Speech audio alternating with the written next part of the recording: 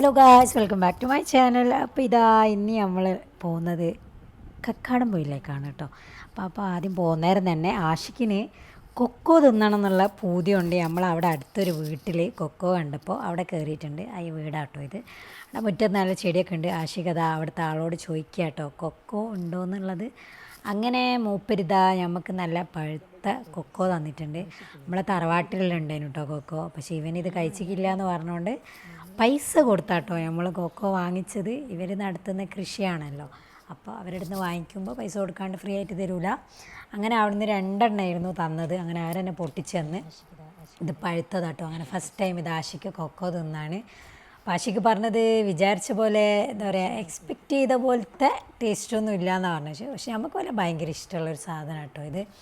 അങ്ങനെ ഇതാ ഫഹദ്ക്ക ഒക്കെ പൊട്ടിച്ച് വാങ്ങിയിട്ടുണ്ട്. അങ്ങനെ നമ്മൾ പുറത്തേക്ക് പോവാം. നമ്മളെ വണ്ടിയിൽ രണ്ടാൾക്കാരുണ്ട്, അവർക്കും കൊണ്ട് കൊടുക്കാം. അങ്ങനെ ഇവിടെയുള്ള കുറച്ച് കാഴ്ചകളെല്ലാം കണ്ട് നമ്മളിതാ നടക്കുന്നത്. ആഷിക്ക് കൊക്കോനെ പറ്റി എന്തൊക്കെയോ കാര്യമായിട്ട് പറയുന്നുണ്ട്. ആഷിക്ക് എന്നോട് ചോദിക്കുന്നുണ്ട് കൊക്കോനെ പറ്റി എന്തെല്ലോ ചോദിക്കുന്നുണ്ട്. അപ്പോൾ ഞാൻ പറഞ്ഞു കൊടുത്തിട്ട് എനിക്ക് എന്നെ സ്വീപ്പാക്കുന്നുണ്ടോ ഓന് കൊക്കോനെ പറ്റി എനിക്കൊന്നും അറിയില്ലാന്ന്. പക്ഷെ എനിക്കറിയാം കേട്ടോ. അങ്ങനെ നമ്മളിതാ ഞാൻ മുന്നിൽ കുറേ മണി പ്ലാന്റ് കണ്ടപ്പം അതിൻ്റെ അടുത്തേക്ക് ഓടിയിട്ടുണ്ട്. പിന്നെ ആഷിക്ക് കൊക്കോ കൊണ്ട് നേരെ പോയത് കാറിലേക്കായിരുന്നു. ധന്നു ഉണ്ട്, ഫദ്ഖാൻ്റെ ഓളും മൂസിയും ഉണ്ടായിരുന്നു. അങ്ങനെ ഓലിക്ക് കൊണ്ടു കൊടുത്തപ്പോൾ ധന്നു പറയാം കുറേ വർഷങ്ങൾക്ക് മുന്നേ തിന്നതാ, ഇപ്പോൾ കുറേ കാലത്തിന് ശേഷം ഇതാ തിന്നാണ് എന്ന് പറഞ്ഞു. അങ്ങനെ മൂസിയും അത് കഴിച്ച്. വീടൊക്കെ കാടല്ല, നല്ല മണി പ്ലാന്റ്.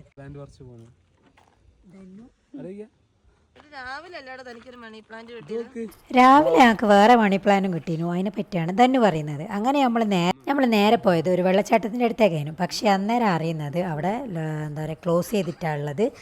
വെള്ളച്ചാട്ടം അവിടെ ഓപ്പൺ അല്ല, ജസ്റ്റ് കാണാൻ മാത്രമേ പറ്റുള്ളൂ. അങ്ങനെ നമ്മളിതാ ഇവിടുന്ന് വണ്ടിയിൽ നിന്ന് ഐസ്ക്രീമും വാങ്ങി കുറേ കഴിച്ച് കുത്തിരുന്നു കേട്ടോ.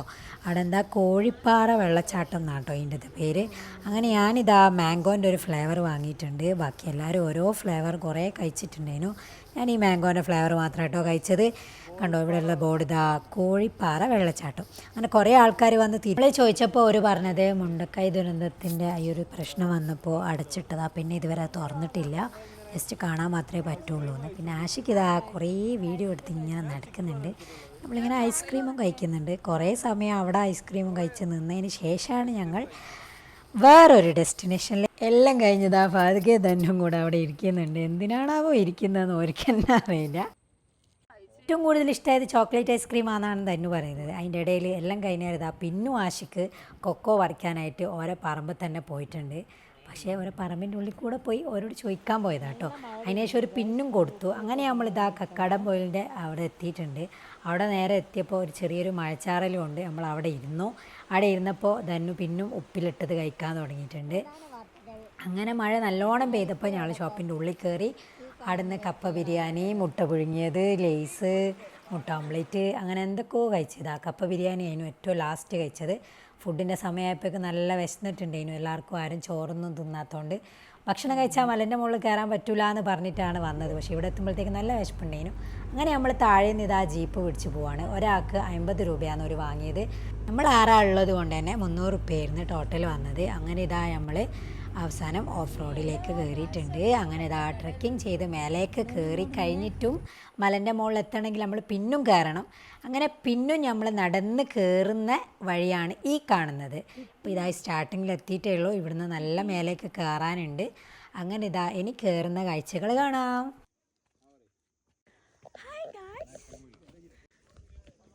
ഹായ് പറയൂ. Hello guys, welcome to Haifu's vlog.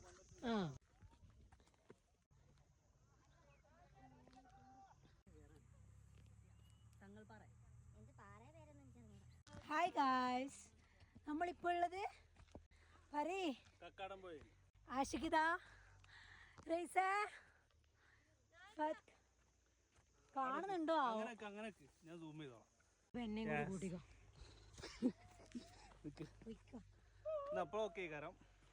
അടുത്തോ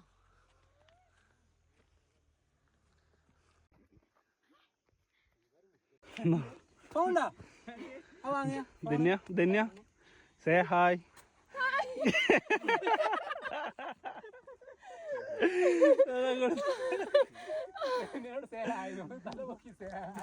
Hi guys.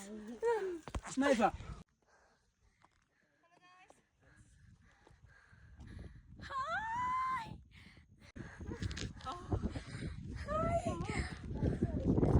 സ്വർഗത്തിലെത്തിയോ?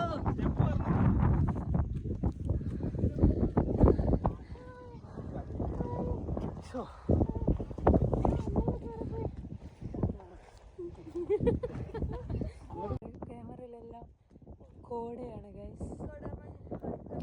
കോടമഞ്ഞിനോയ് താഴ്വരയില്ലോയ് രാത്രി മുല്ല പൂക്കുമ്പോൾ ലാലല്ല. ഇതേപോലെ തന്നെ ചേരവാട് സ്വർഗത്തിലെത്തി എന്ന് പറഞ്ഞ പോലെ തന്നെ ഈ മലൻ്റെ പേരും സ്വർഗ്ഗമല തന്നെ കേട്ടോ. ഇതിൻ്റെ അപ്പുറത്തുള്ള ചെറിയ മലൻ്റെ പേരാണ് കുരിശുമല. പക്ഷെ നമ്മൾ കയറിയത് ഏറ്റവും വലിയ മലയിലേനു.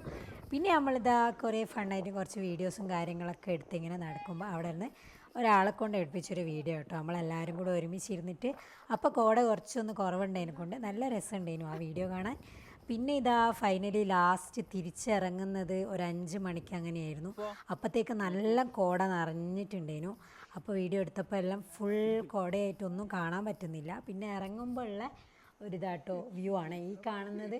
നല്ല റിസ്ക് ഉണ്ടോയെന്ന് ചോദിച്ചാൽ കുഴപ്പമില്ല, വലിയ റിസ്ക് ഇല്ല, വിചാരിച്ച പോലത്തെ റിസ്ക് ഒന്നും ഇല്ലേനു. അത്യാവശ്യം നേരത്തെ വന്ന സമയത്തിനുള്ളിൽ നമുക്ക് കയറാനും ഇറങ്ങാനും ഒക്കെ പറ്റും. ലേറ്റായിട്ട് ഇറങ്ങുമ്പോൾ എനിക്ക് തോന്നുന്നു കുറച്ച് റിസ്ക് ആയിരിക്കും രാത്രിയൊക്കെ ഇറങ്ങാൻ.